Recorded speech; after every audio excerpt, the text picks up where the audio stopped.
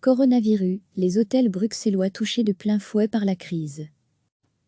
Les hôtels bruxellois souffrent particulièrement de la crise liée à la pandémie de Covid-19. La situation avait déjà commencé à se détériorer avant la décision des autorités belges d'imposer un confinement quasi général, puisque les touristes se sont fait rares dès que l'épidémie s'est déclarée en Chine. Les hôtels ont l'autorisation de rester ouverts malgré la crise. Mais la majorité des hôtels bruxellois ont fermé leurs portes faute de clients, déplore Rodolphe Van Wiehenberg, secrétaire général de BHA, Bruxelles Hôtel Association. Et les quelques hôtels qui restent ouverts ont des taux d'occupation qui varient entre 2 et 5%, c'est évidemment intenable. La crise a commencé bien avant le confinement et, on le sait, se prolongera malheureusement longtemps après la fin du confinement. La résilience du secteur touristique risque d'être longue, et donc il y a véritablement urgence à agir et à soutenir la trésorerie des hôtels.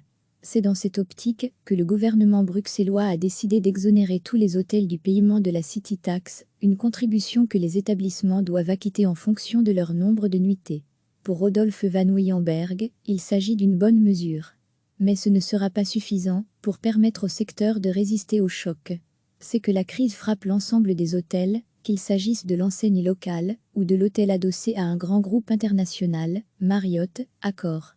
Rodolphe Van Wiehenberg, en réalité, le fait d'être sous enseigne internationale ne signifie pas que vous êtes une multinationale. Il faut distinguer les exploitants des propriétaires des hôtels.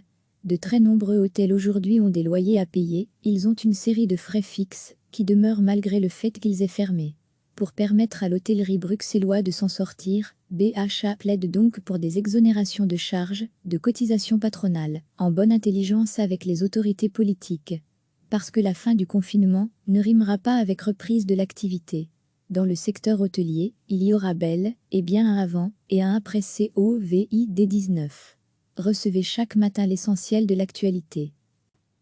Les hôtels bruxellois souffrent particulièrement de la crise liée à la pandémie de Covid-19.